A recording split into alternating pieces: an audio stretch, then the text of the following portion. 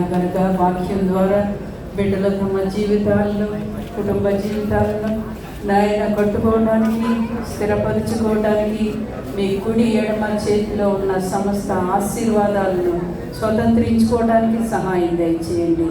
ఇంతవరకు వినిన మా ప్రభు దైవజనుల వాక్యానుసారంగా, ఉపదేశానుసారంగా బిడ్డల ప్రభు క్రైస్తవ నియమాలకు లోబడి ప్రభు మీ చేత ఆశీర్వదించబడటానికి సహాయం చేయండి. కలిసి నాయన వాక్యం ప్రకారంగా పనిచేయుటకు, కలిసి ప్రయాణించుటకు, కలిసి దుష్టులతో పోరాటకు, కలిసి మా ప్రభువా సమస్త ఆశీర్వాదాలు స్వతంత్రించుకోవడానికి బిడ్డలను సంసిద్ధులుగా చేయండి. అందుకుగాను నాయన ప్రభు తమ కుటుంబ జీవితంలోనికి మీకు మాత్రమే ప్రథమ స్థానం ఇచ్చి మీరిచ్చే ప్రభువ సమస్త దీవెనలు, ఆశీర్వాదాలు నాయన సమృద్ధిగా పొందడానికి తమ కుటుంబాలకు, అట్లాగే సమాజానికి, దేవుని రాజ్యానికి ఆశీర్వాదకారకులుగా బిడ్డలు దీవించండి.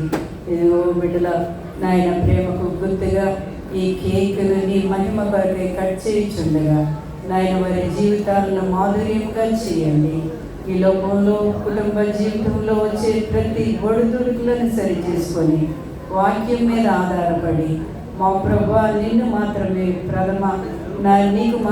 ప్రథమ స్థానం ఇచ్చి ఆ విధంగా దీవించబట్టకు సహాయం చేయమని, బిడ్డల మేలు కొరకై భవిష్యత్తును దీవించమని యేసు పరిశుద్ధ నామమున ప్రార్థించున్నాం తండ్రి.